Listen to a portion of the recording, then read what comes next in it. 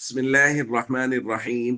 عن أبي موسى رضي الله تعالى عنه قال قال رسول الله صلى الله تعالى عليه وسلم إن أبواب الجنة تحت ظلال السيوف. الحديث رواه مسلم. حضرت ابو موسیٰ رضی اللہ تعالیٰ عنہ نے عین میدان جنگ میں وہو بحضرت العدو، عین میدان جنگ میں یہ حدیث بیان کی کہ نبی کریم صلی اللہ علیہ وسلم نے فرمایا بے شک جنت کے دروازے تلواروں کے سائے تلے ہوتے ہیں۔ فقام رجل رث الہیئہ، ایک آدمی یہ حدیث سن کے کھڑے ہوئے جو بہت خستہ حال تھے، اور انہوں نے کہا یا ابا موسیٰ انت سمعت رسول اللہ صلی اللہ علیہ وسلم یقول هذا، کہ آپ نے خود سنا ہے کہ حضور نے یہ بات ارشاد فرمائی؟ قال نعم، حضرت ابو موسیٰ نے فرمایا جی ہاں۔ فرجع الی اصحابہ، وہ شخص اپنے ساتھیوں کی طرف گئے اور فقال، انہوں نے کہا اقرأ علیکم السلام، میں تمہیں اپنا آخری سلام پیش کر رہا ہوں۔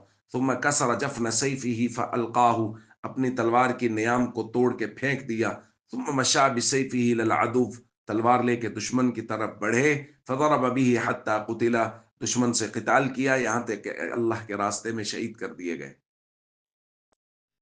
دوستو، ایک تو اس بات پہ غور فرمائیے کہ صحابہ کرام عین میدان جنگ میں بھی نبی کریم صلی اللہ علیہ وسلم کی احادیث ایک دوسرے کو سناتے، ترغیب دیتے، عمل کی طرف ابھارتے۔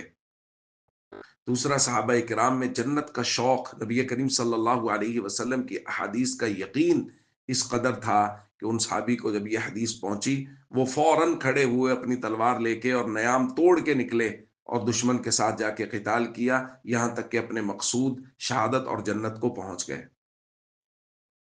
اور سب سے اہم بات یہ ہے کہ نبی کریم صلی اللہ علیہ وسلم فرما رہے ہیں کہ جنت کے دروازے تو اللہ نے تلواروں کے سائے تلے رکھے ہیں۔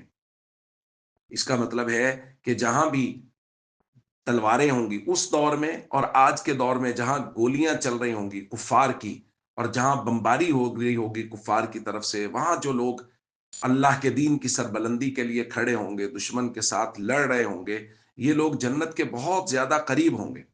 جیسا کہ غزہ اور فلسطین کے مسلمان آج کی تاریخ میں، وہ لوگ جنت کے بہت زیادہ قریب ہیں، اور ہمیں ان کے اعمال سے، ان کی ثابت قدمی سے اور ان کے جنت کے استحضار سے یہ بات معلوم بھی ہوتی ہے کہ وہ لوگ سمجھ رہے ہیں کہ ہم جنت کے کس قدر قریب ہیں، اور دین اسلام کی سربلندی کے لیے وہ کفار کے خلاف ہمیشہ برسر پیکار ہیں۔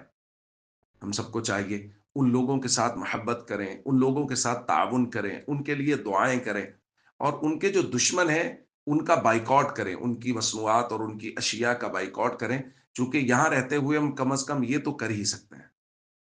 السلام علیکم ورحمۃ اللہ وبرکاتہ۔